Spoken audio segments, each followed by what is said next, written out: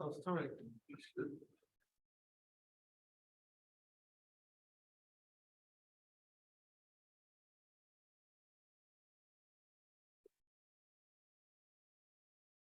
Good evening and welcome.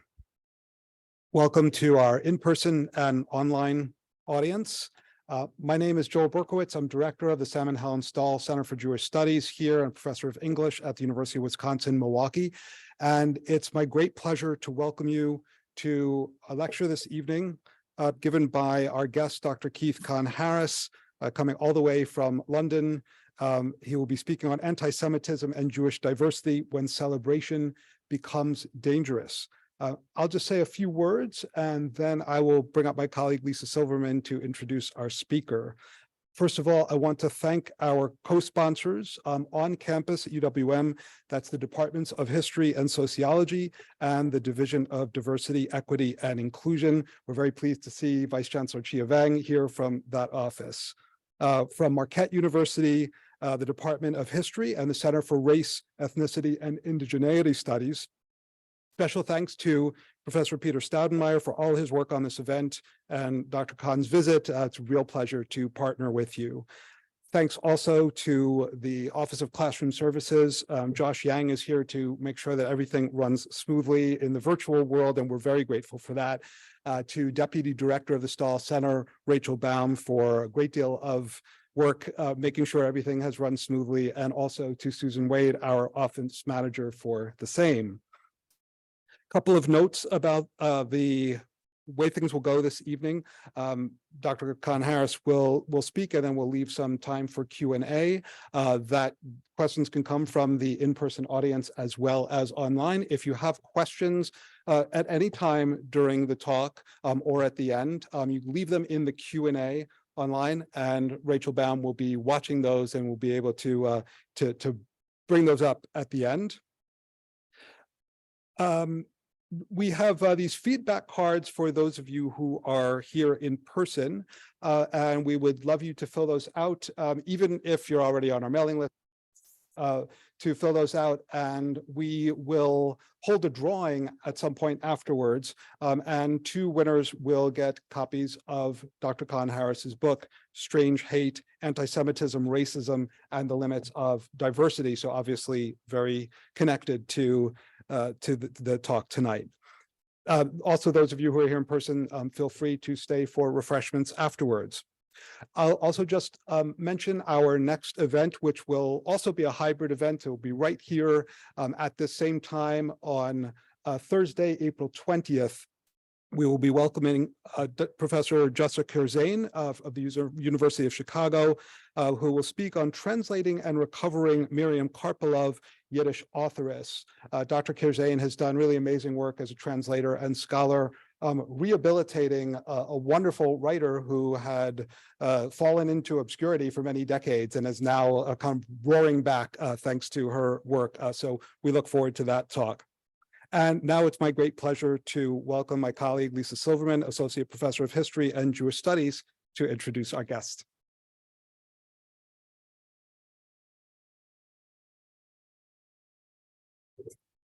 Thank you very much, Joel. I'm delighted to introduce tonight's speaker. Dr. Keith Kahn-Harris is a sociologist and writer based in London.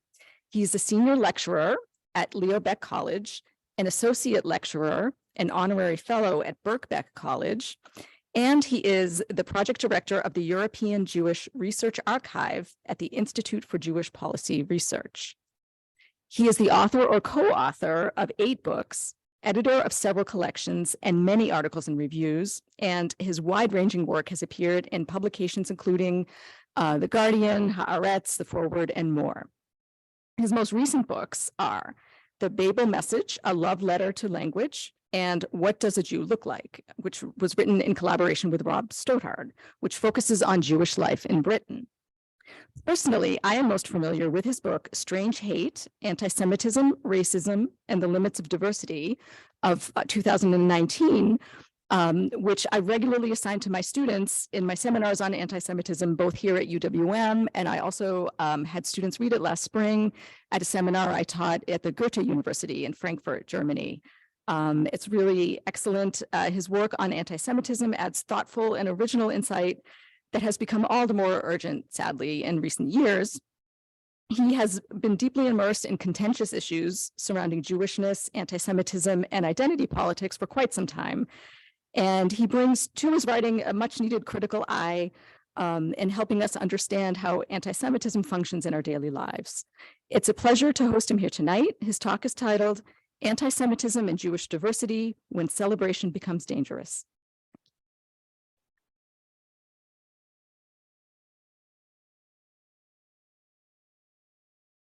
Yes, sure. Testing 1, 2, 3. Testing. Testing. Testing. You're loaded, but people online maybe can hear. Okay, You think? that's fine. I can speak loudly. Thank you very much. Thank you to University of Wisconsin-Miwaukee and Marquette University and Peter and Joel and everybody else who helped to make it possible for me to be here tonight. I should say, as somebody who works on Jews, one of the things that I always am worried about is that my perspective on Jewish life is too parochial. I come from a Jewish community that's about 300,000, so not tiny, but not that big either. I also am aware of the community in Texas because that's where my wife is from. But while we often talk about the Jewish people as a global people, I think sometimes we forget that there are many Jewish communities in the world that may experience things very differently. And I'm very curious to see whether the stuff I'm talking about this evening will resonate into Wisconsin. It was also really interesting to talk in Madison the other night about that and to learn and hear from how far my work resonated there. So, as I said, these are my affiliations. I'm not going to go into them anymore, and these are some of my books. What I'm going to be doing this evening is talking about the kind of conflict between two of my books. The book in the center, What Does a Jew Look Like? Which is not an academic book, which I'll talk about in a minute, and my book from 2019, Strange Hate. Because I've come to worry that I've been making completely contradictory arguments about Jews and Jewish diversity. And what I'll be doing in this talk is, as much as, well, I hope it's not just for me, is partly to help myself work through some of these difficult contradictory issues, but hopefully in a way that will resonate more broadly. So my book, What Does a Jew Like, stemmed from my observation of a phenomenon that is very apparent in the British press. I think slightly less apparent in the American press, but you can correct me if I'm wrong. A few years ago, I started noticing when there were stories about Jews in the British media, they were often illustrated with stock photos of a particular kind of Jew, of a Haredi, Hasidic Jew, a man taken from the back. And there's a few examples there. And I started to sort of note this cliche and started to puzzle about why this was happening. And this wasn't something I did with my more scholarly hat on. It was, at the start, it was something quite jokey that I did online, and I put together a blog called All Jews Wear Black Hats and Have Beards, collecting examples of where stories about Jews were illustrated with stock photos of Haredi Jews. But after a while, I started noticing something even more extraordinary, which was that it wasn't just stock photos of Haredi Jews taken from the back that I was seeing. It was often the same photo, this photo, which has been used mostly in the British press, but also internationally. It's now in the hundreds of times to illustrate stories about Jews, including stories where it really wasn't appropriate to use them. For example, a few years ago, there was a story about anti-Semitism in the Oxford University Labour Party Club. Now, Haredi Jews very, very rarely go to university. whether that's Oxford or I presume University of Wiconsin-Miwaukee. So it was actually an incredibly inappropriate photo to use. But I also decided that I wanted to find the story behind this photo. And it was really easy. Because if you right click on it, you will see this photograph, Rob Stothard, Getty Images. Now, Getty Images, yes, it's that Getty, is a massive online photo library that is used by many institutions, particularly newspapers, and newspapers can subscribe to it and download pictures on all sorts of things. And if you type in Jew, you will get this photo. Well, won't be the only one, but you'll get a lot of photos like this. And so that didn't surprise me that were used by a photo library. But I was curious to see who Rob Stothard was. So that was also easy. He had a website. I emailed him. He emailed me back very quickly, and he noticed this phenomenon, and it was really bugging him too. The fact that this photo was being used again and again and again in contexts where it was inappropriate. In fact, this was part of his wider disillusionment with being, he was a professional news photographer. He'd been to Ukraine, this was in 2014, he'd done the Arab Spring, but he'd also done jobs over here, and he was getting fed up with it, partly for this reason, and was actually retraining to be a maths teacher in a high school. But we decided to work together. Now, Rob isn't Jewish, but we decided to work together. But part of that was for him telling me the full story about what this photo was. So it was actually, the famous picture was part of a photo set commissioned to illustrate a very specific story that was actually about Haredi Jews in London. British police to step up patrols in Jewish communities. That was in response, if people remember the shootings in Copenhagen and in Paris 2017, I think it was, and he was sent out to Hackney, where there is a large, in London, where there is a large Haredi population, to take photos to illustrate it. So in that respect, the reason why the photos were taken was not inappropriate, it was appropriate. One thing he told me fascinated me, which was he said, well, if you look at the entire photo set, you will see a picture of the two people who are shown from the back, but you'll see the picture, you'll see them from the front. I muddled that up, didn't I? You know what I mean here. This is the two shadowy individuals taken from the front. Now, what's interesting about it is that that has never been used in the British news media or anywhere else. Really interesting that it was the shadowy, dark pictures of Haredi Jews that was used. Perhaps sometimes maybe partly was this a good photo, but also perhaps for a misguided sense that they're preserving their privacy. It's not clear. Anyway, whilst it is a myth that all Haredi people know each other, I decided I wanted to track down who the guy was there. And so I had a contact in a Haredi newspaper in London. She showed it around to her office, and within 30 seconds, I had a name. I did want to speak to him. He declined to be talked to, and I could tell you his name, but I'd have to kill you. But what I do know is he did know about it.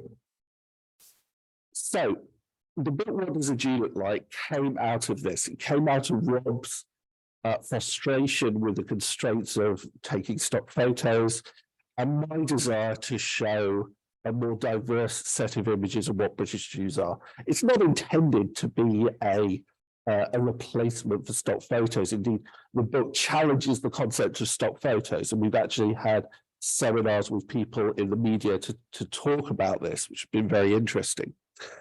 But what it's designed to do is to show that Jews look very different to each other and have different stories. And that is something that is both obvious, but also needs repeating clearly. So these are some of the pictures we did, and you can see the pictures that Rob took. I didn't take them. You really would not want to read a book of photos done by me. I'm terrible at that. But I found them because I know the Jewish community. I wrote the introduction. I collected their stories as well.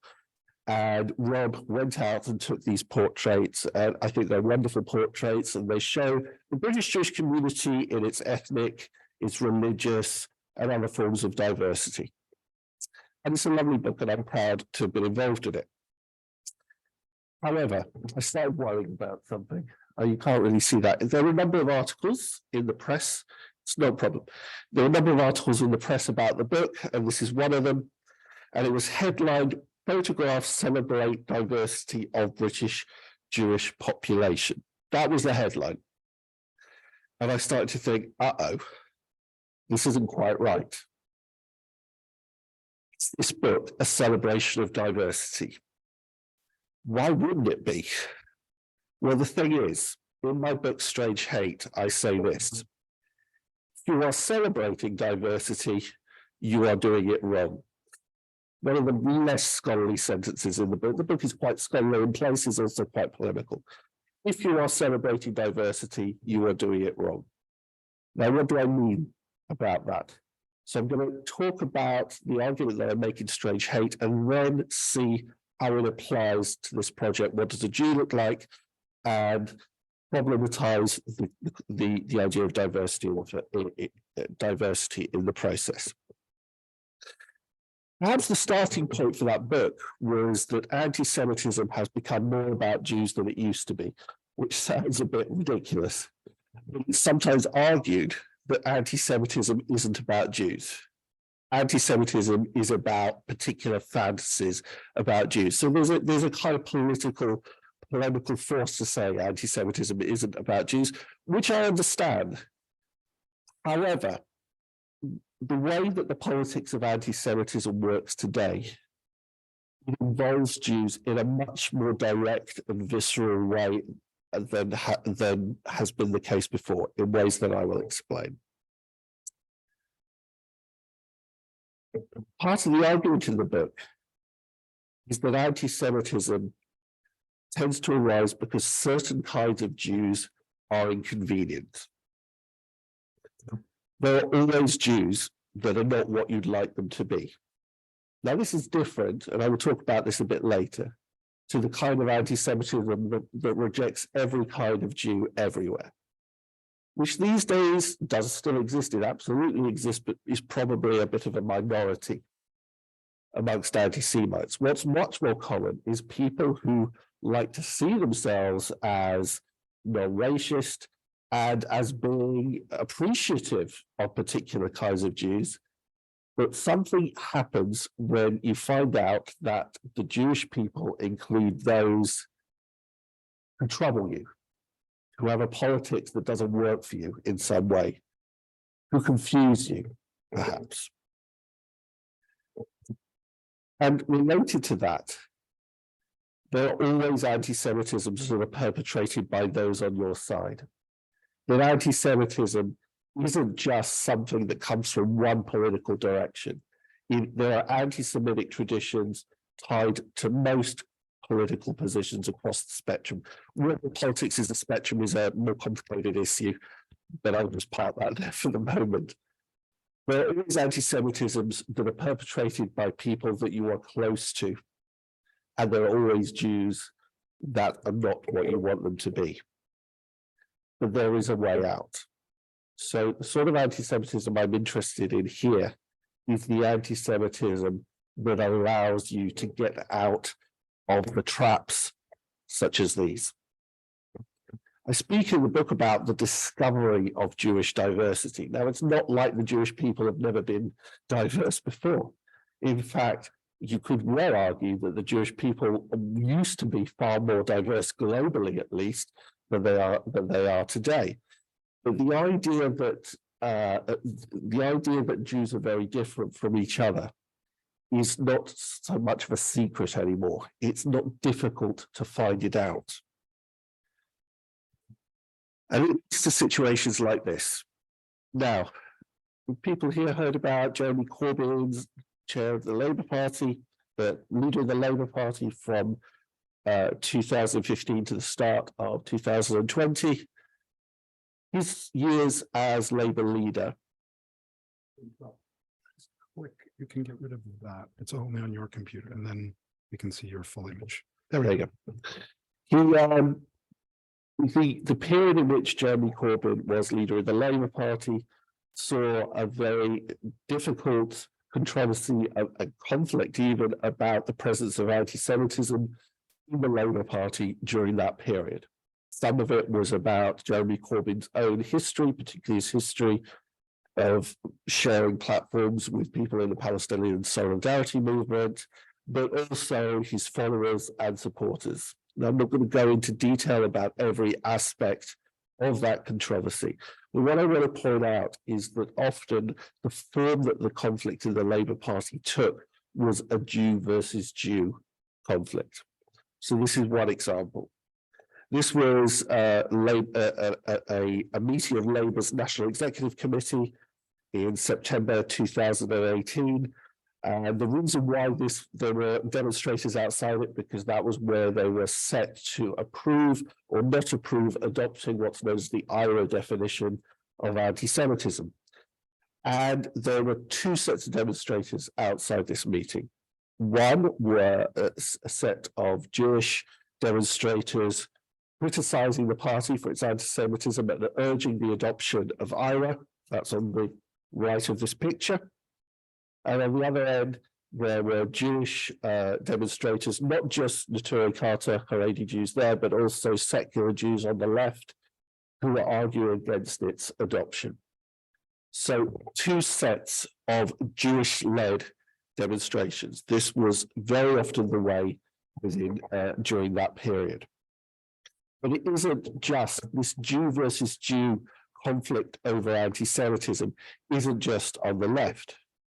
Here's another example from the Donald Trump era. At the end of 2019, he said to the Israeli-American Council, we have to get the people of our country to love Israel more. We have to get them to love Israel more because we have people that are Jewish people, great people, they don't love Israel enough. And he also said, a lot of you, this is a Jewish audience, a lot of you in the real estate business, because I know you very well, you're brutal killers, not nice people at all. And he also says, even if you don't like me, you're going to be my biggest supporters because you'll be out of business in about 15 minutes without me. So this is drawing on some extraordinarily crude anti-Semitic stereotypes about Jews and money and wealth, and also criticizing certain kinds of Jews for not loving Israel more in his terms. And this was very, very similar to what was going on the left, where you had certain people identified with a particular leftist tradition and not leftist Jewish tradition, but not other kinds of Jewish traditions. And Trump had his defenders there. I'm not going to read them, but there were multiple people who stood up to defend Trump and saying, yes, Donald Trump is a supporter of the Jewish people. So this ended up as a Jew versus Jew conflict also. And all this leads me to say that part of the heart of the anti-Semitism problem today is often, although not always, paradoxically, philo-Semitism, the love of Jews, or rather the love of a particular kind of Jew. There's an old joke that says the definition of a philo-Semite is an anti-Semite who loves Jews. And it's a good joke, and there is in fact something to that, or at least that's what I would argue. Here's an example again from Jeremy Corbyn's period as Labour leader.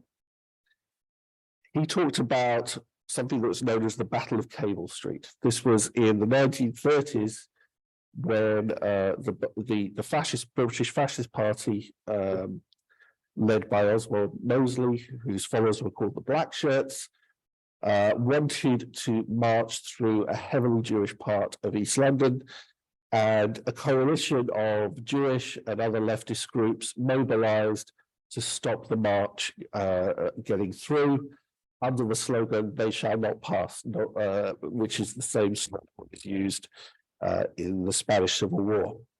And this is a defining moment in British anti-racist history, to some extent, British Jewish history, and perhaps more widely British history generally. And Jeremy Corbyn said of this commemoration in 2016, one woman stood there along with many others, and she told me all about it. That woman was my mother. She stood here with so many others because she wanted to live in a world, as we all do, that was free from xenophobia and free from hate. Those that stood here in 1936 did an enormous service. And Jeremy Corbyn talked continuously about this particular kind of Jewish tradition. And it's no exaggeration to say he was philo-Semitically attracted to that radical, not necessarily Zionist tradition. But the problem was that he often couldn't understand other kinds of Jewish tradition. His love, his philo-Semitism for a particular way of being Jewish led him to have great problems in relating to those who did not hold to this tradition, or perhaps didn't hold it as centrally as he did. And again, you get this on the right as well. You get, particularly in America, Christian Zionist philo-Semitism, which says very clearly that we love the Jewish people, we love Israel, often the two being synonymous in this kind of discourse, even to the point of adopting some kinds of Jewish symbolism as, in this case, it's Halit. That's John Hagee of, I can't remember what the organization John Hagee is, it's Christians United for Israel, something like that. One of the main figures in Christian Zionism in the US. Again, heavily identified with a particular kind of Jewish tradition, but at the very least, not having anything to say towards other kinds of Jewish traditions, and sometimes being actively anti-Semitic against them to boot. And this all leads to a particular kind of entitlement amongst non-Jews to speak of Jews and to adjudicate what is or is not a legitimate Jewish tradition. This is a tweet from 2019 at the height of the Labour Party anti-Semitism controversy, from a woman called Carrie Ann Mendoza, who ran, I don't think she does it anymore, a pro-Corbyn news site called The Canary. And this is part of a thread talking about how disgusting it was that people were accusing Corbyn and his supporters of anti-Semitism. And she says, "It's gross and the single most sickening smear campaign of my lifetime. It trivializes anti-Semitism. It permits white liberals to declare anti-Zionist Jews anti-Semites. It permits largely white Reform Jews to declare any other sort of Jew as somehow illegitimate." Now, what's interesting about that is her use of the term Reform Jew in a way that's actually not very accurate, because it wasn't, I'm not sure what she meant by that. I think what she meant by that is Jews who are not Orthodox Jews, I think. But what's interesting here is the entitlement to make claims about what is the legitimate part and the illegitimate part of the Jewish community.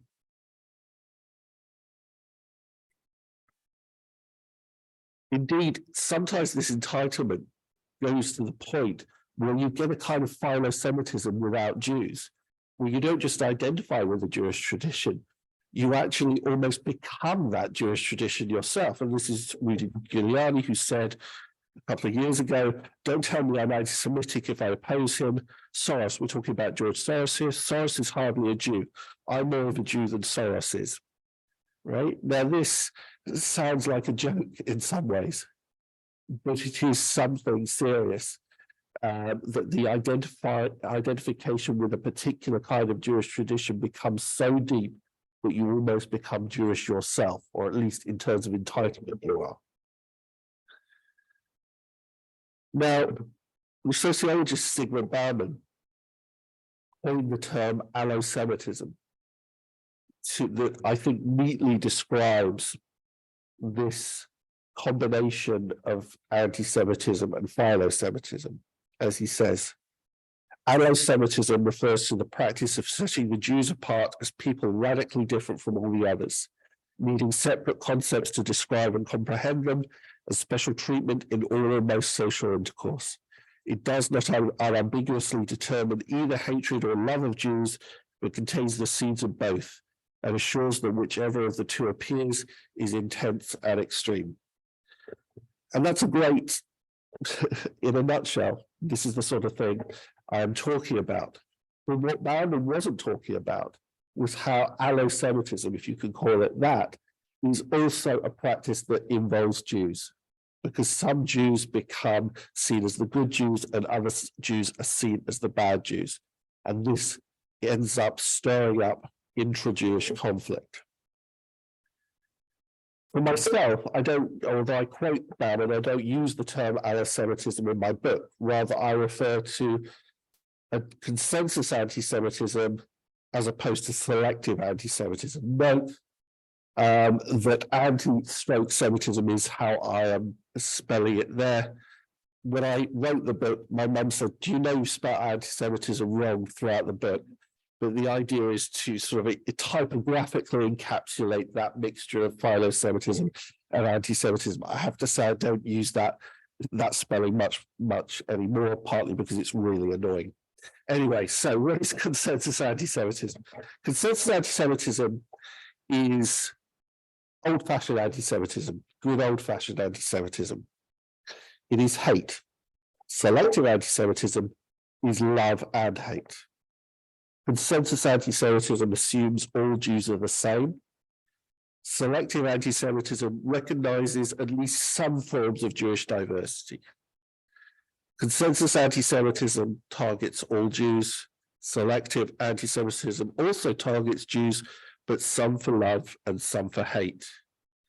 Consensus anti-Semitism is uninterested in who Jews actually are, whereas selective anti-Semites are knowledgeable about Jews.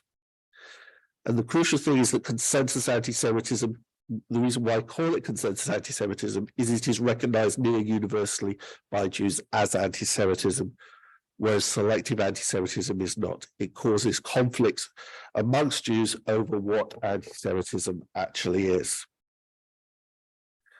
Now, this isn't a solely Jewish phenomenon. I argue, in fact, that we are seeing the emergence of a wider selective form of anti-racism. Two particular kinds. The first one would be selecting some minorities over other minorities. So good Jews versus bad Muslims, or sometimes the other way around. And type 2 is selecting sections of minorities over other sections. And that's mostly Jews, because I think people know more about Jews than others, but you are starting to see that also with regard to Muslims.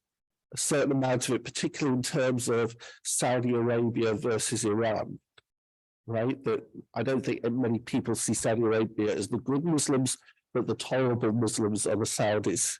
The intolerable Muslims are the Iranians, and vice versa. Well, why is this happening? I argue that actually part of the problem is there has been a dramatic and change in how the other is spoken of how racism and anti-Semitism is spoken of and performed. That anti-Semitism and racism have become things that one should not say, recognized as things that one should not say. But the problem is it doesn't end. The unspeakability of racism and anti-racism does not actually end racism and anti-Semitism. Add to that I think that online culture educates us, tells us more than we ever knew about different kinds of minorities, and also increases visibility of minority diversity. And at the same time increases the desirability to speak out. So there was a time when anti-Zionist Jews had very little of a platform. They were confined to small sections of the Jewish community. They were often not recognized except in certain progressive kinds of spaces. However, today, anti-Zionist Jewish organizations or publications are on a level playing field with other kinds of Jewish organizations. So that diversity kind of flattens out, and that can sometimes be a good thing, of course.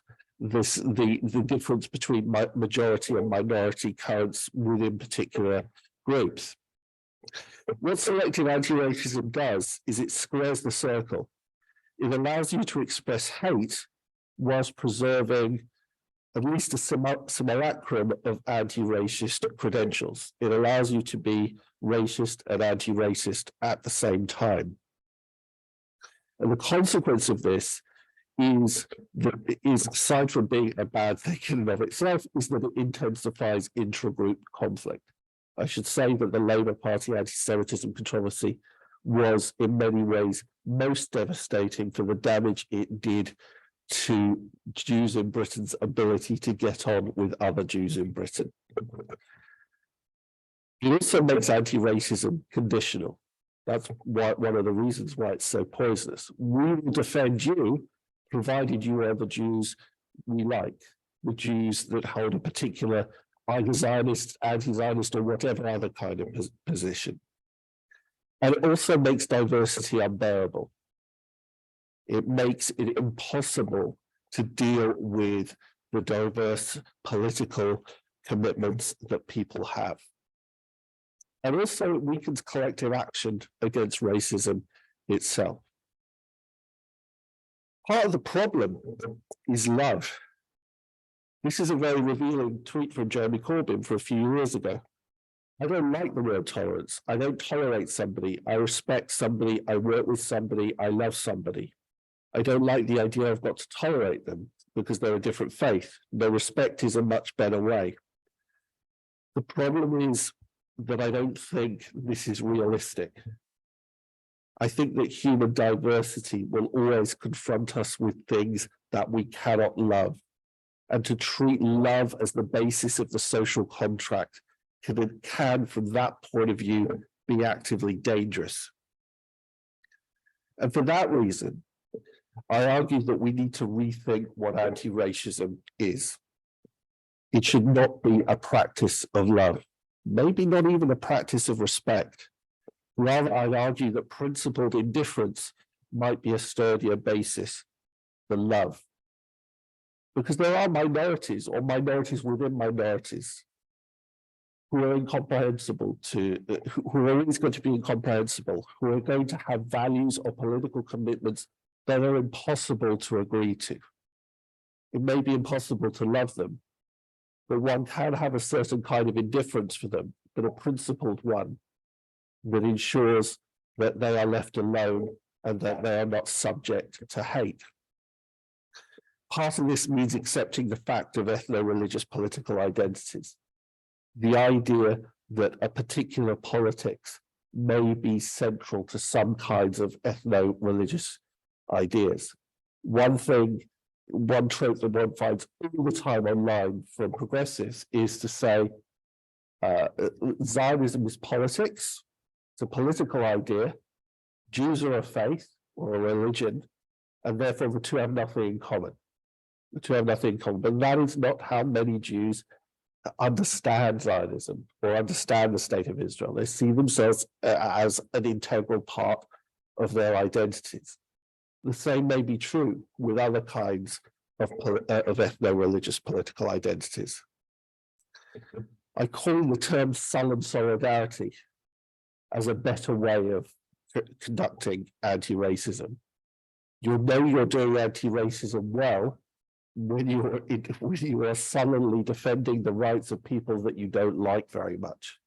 That is part of the aim. Anti-racism that is based on defending the people that you like. I mean, it's not bad. Well, it's not necessarily a bad thing, but it doesn't go far enough because one cannot love, as I've said before, one cannot love anybody, everybody. Civility, which has sometimes been criticized recently as a practice of niceness that is impossible to achieve, one can recast as a practice of restraint. But restraint seems to be a valuable skill in anti-racist practice that I don't think has been leveraged enough in recent years. But also minorities have their own responsibilities. And when I give the talks on this subject, as I'm going to be doing tomorrow night in a synagogue in Chicago, I say that Jews should refuse love, right? Jews should not be loved as Jews. But it's difficult. It's difficult. I kind of fantasize that when somebody converts, there's a tradition, a Jewish tradition, that when a convert comes wanting to, a proselyte, sorry, comes and wants to be converted, you're supposed to put them off. And there are particular historical and theological reasons for that. And there are all sorts of debates about whether that's the right thing to do or not. I'm not sure one should try and put them off, but one should perhaps say to people, I want to be a Jew because I love the Jewish people.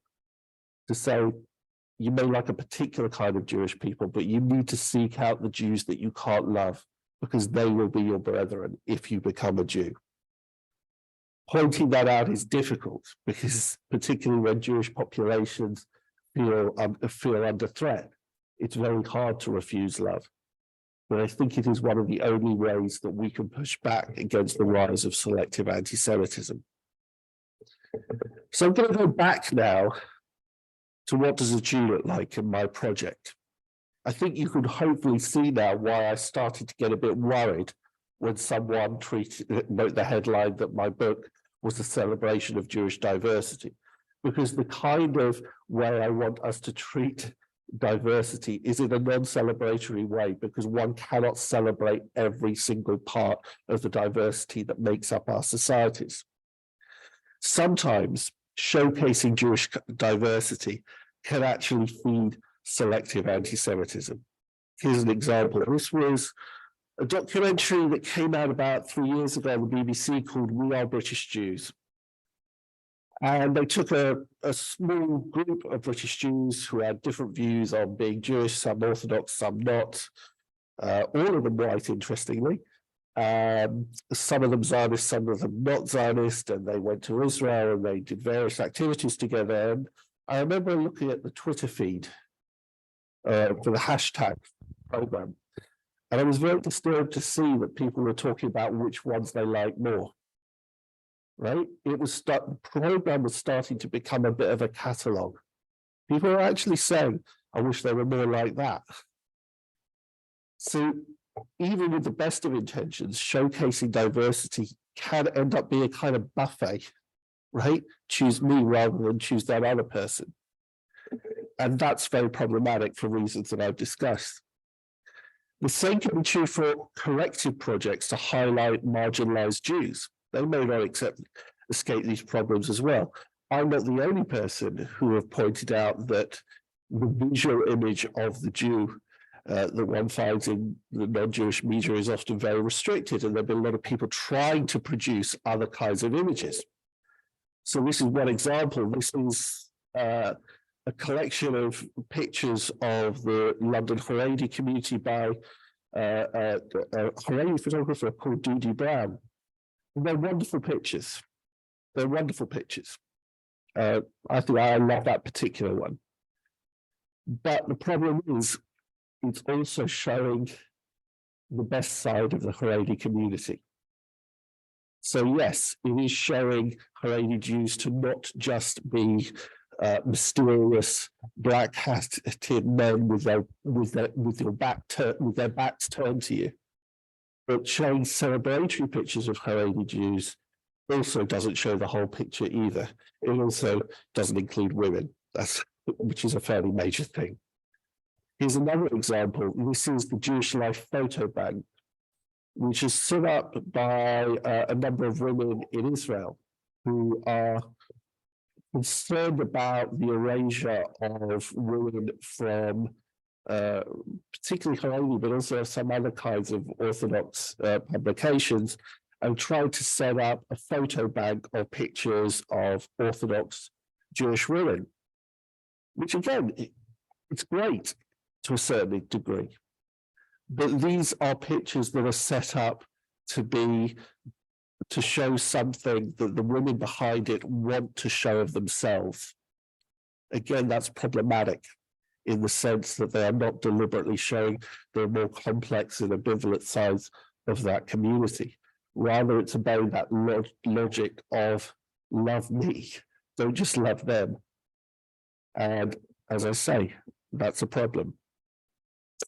The Jewish Museum in London has also set up an image library to show a more ethnically and racially diverse set of Jews. Again, really good stuff, really good stuff. But it also risks adding to the smorgasbord, the buffet of Jewish types. Oh, you don't like white Jews? Oh, don't worry. We can find some non-white Jews too. I'm being a bit unfair here. Because these are in and of themselves, these are quite delightful projects. But they don't get us out of the logic of selectivity that I would argue is profoundly impacting both intra-Jewish conflict and also undermining struggles against anti-Semitism and other racism. So, there's my project, myself and Rob's project. What does a Jew like avoid these problems? Have I managed to showcase Jewish diversity without celebrating it, without creating a catalogue for people to pick from? Well, one of the ways that we counteract that is by including non-celebratory stories. This is actually the woman on the front cover of the book. It's kind of a negative picture on the front. I don't know, what would you call that? Like old style negatives? This is the actual picture. This is a remarkable woman called Yehudis Fletcher, who comes out of the Haredi Jewish community in Manchester and was abused by a prolific abuser within the Haredi community, and also wanted to find her own path within the community as well, her own freedom and self-determination, and she's now works as a campaigner against abuse in the Haredi community. In fact, she's quoted. She's in the London Times in tomorrow's London Times. In fact, there's a big story that's talking about underground schools in the Haredi community, and the safety problems there, and the lack of teaching of English and maths and so on. And she's one of the people quoted in that story. Now, I think this is a wonderful picture. She actually explains why she asked Rob to be photographed there. It's actually the kitchen in her house, which was previously her grandmother's house. And when she was being abused, that was her safe space. That was her safe space, was in her grandmother's kitchen. Now, that's not a celebratory story. It is a story of resilience, endurance, and courage, which in its own way is admirable. But as a celebratory story, probably not. There are also political rivals in this book, and that's where I think I'm a bit worried that I've fed into this selectivity. The guy on the left is called Richard Cooper. He was one of the founders of Jews for Justice for Palestinians. He was originally from South Africa. He was an anti-racist activist, strong defender of Jeremy Corbyn, secular anti-Zionist. The woman on the right is Fiona Sharp, that's it, from Brighton, who was one of the main online activists attacking Jeremy Corbyn's Labour Party. So complete rivals on the opposite side. In fact, I was very worried when the book came out that they one or both of them would ring me up and said, how dare you put me in a book with that other person? Which hasn't happened, which is great. But I do worry that by having both of them in the book, that I provided some of that catalogue. One of the things where I'm pretty confident I haven't provided a catalogue is by including narratives along with the pictures, and by allowing each portrait subject to work with Rob to create a picture that said something about who they were. By doing that, what the book has done is undermined easy ways of identifying people by their politics or by their ethnicity or whatever. So, this is a woman called Sharon. She's not someone I know personally. I managed to get in touch with her via a third party. I think she'd been to a couple of my talks. The reason I contacted her is the Jewish hard right is probably less developed in the UK than it is in the US. But I thought it was important to have somebody in the book who was pro-Trump, certainly pro-Likud, or perhaps even more right-wing than that. So I knew of this woman. She was part of a group that of activists who you often find at Jewish communal events. And then she said, yes, I'll do it. And I sent her away to make contact with Rob. And the photo that came back with this, of her doing yoga. And if you read her account of herself, which she wrote herself, sometimes in the book it was, I did interviews, and sometimes it was, but I also said you can write it yourself. Most of it is about that she's a Jewish yogini, as she calls herself, right? This is central to who she is. She does talk about her political action, but by allowing her to define herself, she taught me a really important lesson.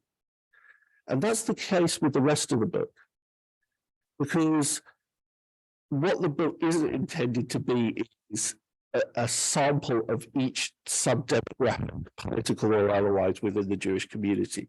What happens when you focus on the idiosyncrasies of particular people is that you start undermining the sense that there are identifiable minorities within the community, which there are, but the idea that that is all that people are. So it's very much more difficult to choose from a catalogue of personalities than a catalogue of identities and demographics. And I would say this, that I think diversity of personality may actually be more worthy of celebration than diversity of identity. Now, this is something that this hasn't been the most academic talk I've ever done, but I've been wanting for some years to write something on how in the academic tradition I come out of, the sociological tradition, we talk a lot about identity. We don't talk very much about personality. And when we talk about diversity, we're often talking about identity rather than personality. It tends to be psychologists who are more interested in personality than sociologists. And actually, this seems to be something where I can say, yes, the book is a celebration. It's a celebration of the fact that most people are inconvenient. And even when I picked somebody for one particular reason, they turned out to be something else entirely. And that's a kind of inconvenience that is worth being reminded of, I think. Finally, though, despite exculpating myself from having celebrated diversity of identity, there is still a bit of an issue with the book, which is that however much we tried to create a book, Rob and I, where nobody had a particular primacy. Unfortunately, Rob is a really good photographer. And some of the people he took photographs of are quite striking. So this is Tilla. She's called Tilla Crown. She's an artist in the Jewish community. She is with a growing international reputation. She's an amazing woman. This is taken in her studio. She is an Orthodox Jewish woman. As you can see, she's covering her head. And this is the picture that often people are drawn to in the book. When I do talks or in press coverage of the book, this is the picture people are drawn to. A lot of people say it's got a Vermeerish quality. Not sure, but... And Tilla herself pointed this out. She and her husband Ben produce a fanzine called Private Oi. That's a satire on a British satirical magazine called Private Eye. And a few months ago, they put together the page on the right. Overused image finally replaced. The new book showcases portraits of a diverse range of modern British Jews, unlike its press coverage. And that's pointing out that there were quite a few stories about this book in the British media. And I gave them a choice of pictures to use to illustrate it, and they always picked this one. They always picked this one. Not because they thought she was a generic Jew, but because it's an amazing photo. And that is something that is probably beyond anybody's means to solve. The fact that certain individuals are charismatic, certain individuals are exciting, certain individuals people are drawn to. And part of the difficulties of dealing with diversity is that even when you are trying to treat people with scrupulous individuality, there is something about people that can subvert it. Thank you.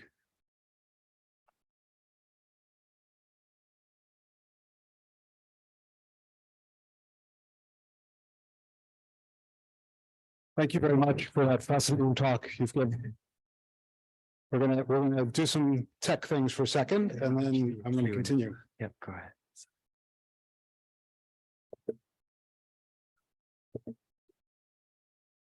We're gonna show some not too attractive, but not too unattractive photos, just right in the middle so that we don't. I'm not sure, Josh.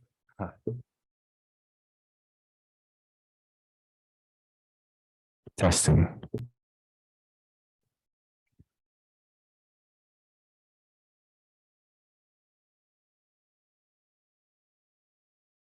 Is the mic testing over there? Okay. I'm happy to take questions online or offline. Testing, testing. Yes. How do you want me to do this? I can bring the mic around to people in the audience. So questions?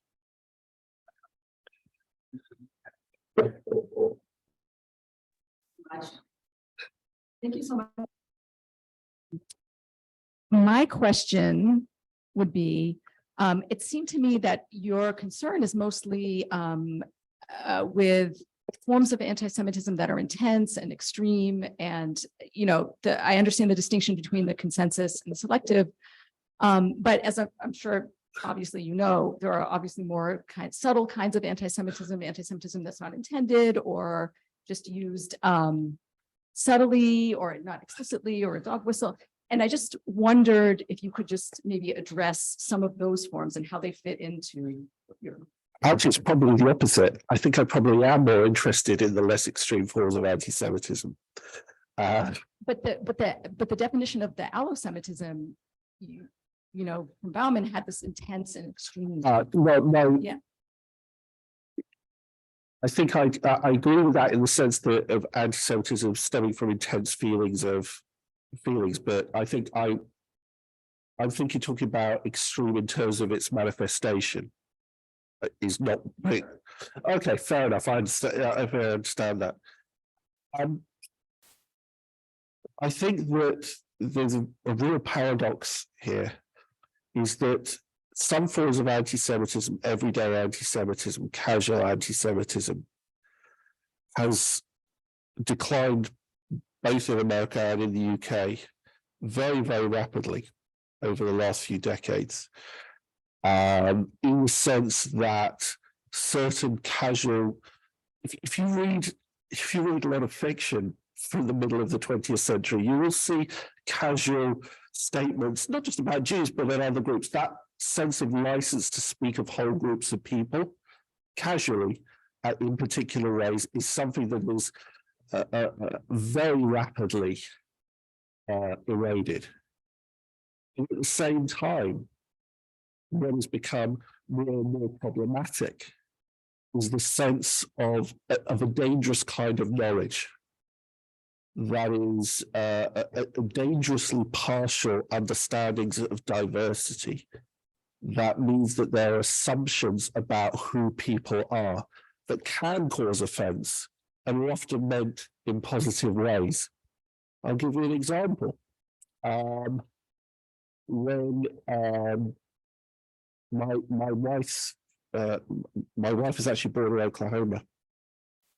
I was in Tulsa one time. And we met some friends of my wife's parents. We were in Israel for a year, my wife and I at that point. We were at that time, and so they met us, they were really excited, they were gushing about how wonderful it is we're from Israel, and what a blessing it was, and so. Which was very difficult, because yes, we were in Israel, we were not what they imagined us to be. Now that, I think, is highly problematic and highly everyday as well. This sense of feeling that one knows something, but when in fact one knows only certain things about it. And that, I think, is more prevalent than it used to be. That sense of entitlement to know but based on knowledge that is more limited than you might know. That's quite a helicopter view, but that's my response.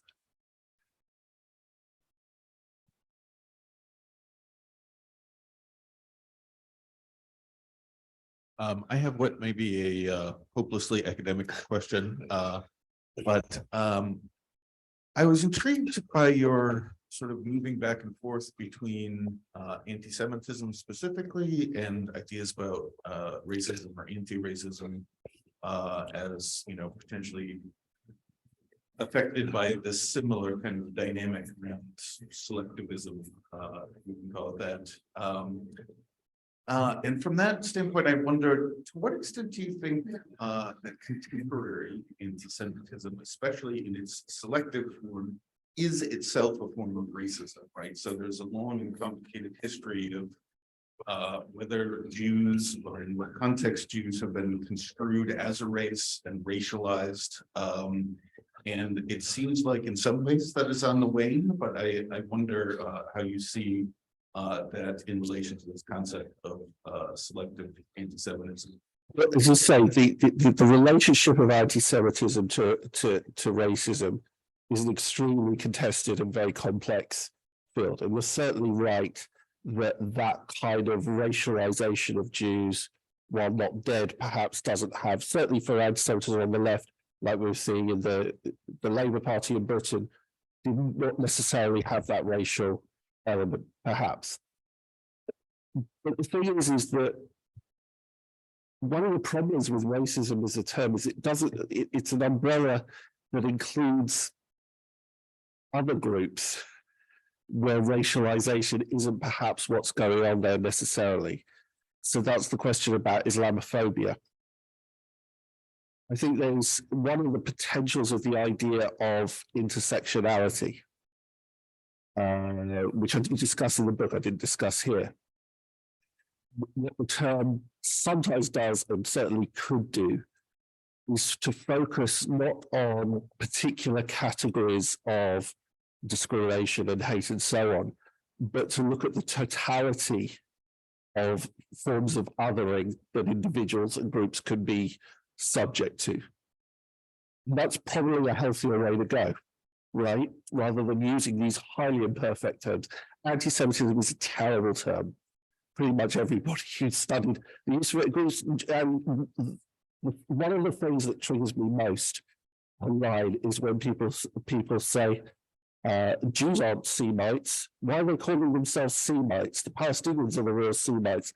And I feel like screaming, we don't call ourselves Semites. The term was coined by an anti-Semite. But racism isn't necessarily good because good as well, because there are processes of racialization as we understand them. But there are also other processes by which people are othered that may owe something to those rooted in 19th century ideas of racialization, but may be quite new. So we probably need some new term, some new way of dealing with it. Intersectionality is perhaps could work, but my feeling about intersectionality is that it works brilliantly as an analytical concept, but when it's wielded politically, it loses a lot of its subtlety in ways that it can be incredibly counterproductive. So we have real problems here, if from a scholarly level, is how do you do research on the basis of highly imperfect terms that don't really make much sense? And the answer is as best you can.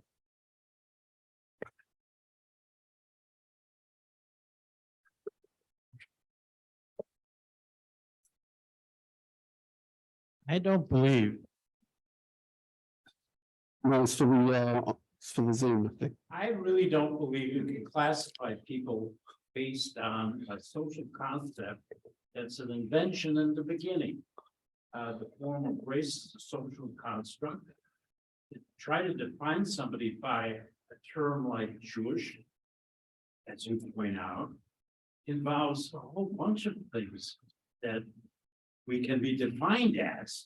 So when you just pick one thing that you are, it doesn't come close to the complex mechanism that each of us are, and all different forms of religion can't necessarily be defined so conveniently in boxes, as it were, or containers. So what I say now might actually contradict something of what I was saying before, but there is one of the things that the racism and anti-Semitism does is it has a simplifying quality. It doesn't really matter what your how you feel about being Jewish or the complexities or the ambivalences you have. But once you are targeted in a particular way and classified in a particular way, it becomes real. So that's the reason why people, most scholars of racism would agree there is no such thing as race. But we still talk about racism because when those concepts are mobilized, it has an effect, whether you want it to or not. So that's, again, we're stuck in a highly imperfect world, and both in terms of scholarship and in terms of politics, we have to work with what we've got. I just wanted to add something to the previous answer as well. One thing that's really interesting me is that there have been attempts to use other terms. So sometimes people use Judeophobia, but it doesn't really play in peoria. I did promise myself that when I came to the States, I'd use the term. I love that phrase. And when I say it talks in Britain, nobody has any idea, but right. I've now done it. I never have to do it again. And you're making your way closer and closer to Peoria. Just a bit south of us. What's that? Okay, maybe we should go to Peoria. Judeophobia did not stick, right? And people still try and use it, and it doesn't stick. Islamophobia did stick, right? That's just as, and it somehow worked out. Homophobia did stick. And this is the sort of provisional world that we have to somehow make our way through.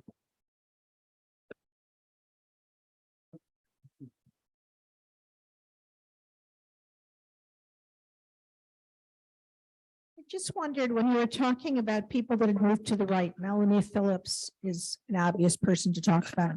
And I Googled it quickly and saw that you wrote about her starting in 2010 and her move from left to right. And she's somebody who often talks about the fact, and my husband's English, I spent half my time in London. And a lot of times it does seem that anti-Semitism and anti-Zionism are, people just see every Jew as being pro-Zionist and coupled together, in my opinion. And I just wanted you to comment on that. And like when you talked about people that moved right, whether you had approached Melanie Phillips to be part of the book or whether it's just something that wouldn't have been. Well, as it happens, and I can say this because she outed herself a while back, between 2009 and 2011, my wife and I ran a confidential series of dinners at our house with Jewish community leaders to talk about differences over Israel. And some of those people are well known outside of this country, some of them not, but one of them was Melanie Phillips was confidential, but she referred to it in press and I can refer to it. She came to one of those dinners. Melanie Phillips is an interesting character because she's kind of a British analog. Her political journey is quite similar to American neoconservatives who start on the left, you know, the Crystals of this world, the Krauthammers, whatever, except she did it in a much shorter time and a bit later than the American neoconservatives did. And she's now reached that stage where she's probably moved past neoconservatism to having a certain amount of sympathy for Trump. And I think that political journey is interesting. Part of it is, and the reason why it's related to that question about anti-Semitism and anti-Zionism is because I think at some point she felt that she didn't really have strong feelings either way about Israel. But because other people were associated with her, she started investigating it more. So it became more of a part of her identity. It's certainly true that many Jews experience anti-Zionism or even vociferous criticism in Israel, short of anti-Zionism, as something that is direct and wounding. That is simply a fact. And responses to that saying, well, I didn't mean it that way, don't tend to actually work. I didn't talk a lot about that in this thing because we often, conversations, particularly about anti-Semitism on the left, often run into the sand over the question about the relationship between anti-Zionism and anti-Semitism. So I wanted to try and not get stuck into that. But it's certainly the case that, as I was saying to this gentleman, whether or not you have a relationship with it, the implication that you must have a relationship with it has consequences for how people identify themselves. I heard Melanie Phillips speak at Jewish Book Week once at King's, whatever it's. I was on a panel with her. Yeah, and once. but she was a reporter. I'm trying to think where she was, whether she was, she started at The Guardian. At the Guardian, that's right. So she started at the Guardian and she was asked to cover Israel because she was Jewish. They assumed she was familiar and she'd never been to Israel. She didn't particularly, at least from what I recall her saying, she didn't even identify herself that much as Jewish, and she became more Jewish because of the way people were assuming what her position was. Yeah, that's often how identity works. I will say that I've said to some left-wing audience, I've said, if you want Jews to stop being Zionists, you've got to give them the permission to be Zionist. Because the idea, when you say to an ethno-religious group, your politics is nothing to do with your ethno-religious identity, what happens is stuff like Melanie Phillips, people hold on to it earlier. The idea that it strategically doesn't work as a way of opposing Zionism, in my experience.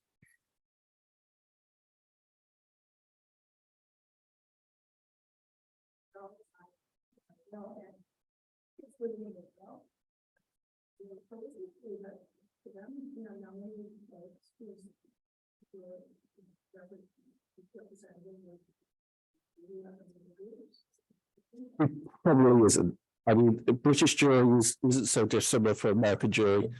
It mostly is fairly liberal. We don't have a Democratic Party here, but if we did, we'd probably vote Democrat.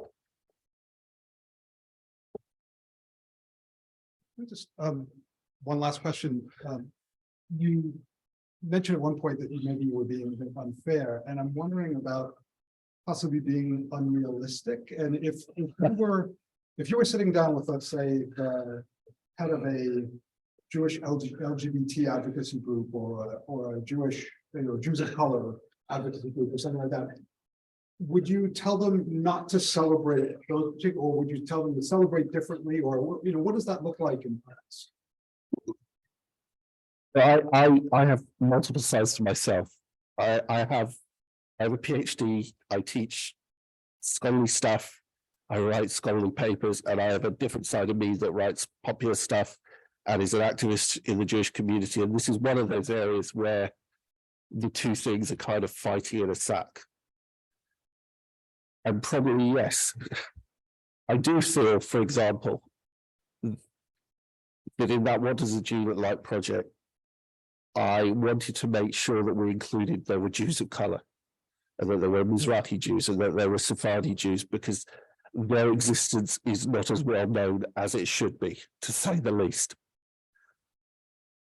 But on the other hand, I really worry about giving people a Jew they can live with, right? It's if people don't like, associate Jews with white Ashkenazim who have terrible greasy food or whatever, the response to that shouldn't be, well, you really like Mizrahi food, even though it actually is better, right? We're not all like that. That, it can be a trap. But then again, I suppose with my sociologist hat on, everything is a trap, right? We're not living in a perfect world where dilemmas can be transcended. They can only be managed. So probably if I was giving advice, not that they would necessarily seek it, would be to say, try and put some grit in the oyster. right? Instead of showing, isn't it fantastic to be an LGBT Jew? Try and show the reality of it, which can sometimes be messy. And one of the ways, just finally, one of the ways through it might be through, I've often thought, and this is a project I haven't done, but I'd like to at some point, is to explain about Jews by the medium of Jewish jokes, but not Jewish jokes like people think, but Jewish jokes like other Jews tell about each other, the way other Jews tease each other. Because often they give a sense of that grit in the oyster much better than anything else can. And when I did in fact teach a Foundation in Judaism course at the School of Oriental African Studies in Britain, I introduced different Jewish denominations by Jewish jokes about those denominations. So how many Liboviches does it take to change a light bulb? People know? The old one never went out, right? To teach Judaism through that sense of it as part of a messy reality, rather than as something that can provide a beautiful image on a page or fantastic food or costumes. But it's really hard to do. Humor is one way that I would like to try and do it in the future. Okay. Keith Kahn-Harris, thank you very much for a really interesting talk and a wonderful Q&A session. So glad to host you and giving us a lot to think about. Thank you everyone for coming online and in person, and hope to see you again on April 20th. Jessica Kirzane speaking about the Yiddish writer Miriam Karpelov. Thank you. Good night.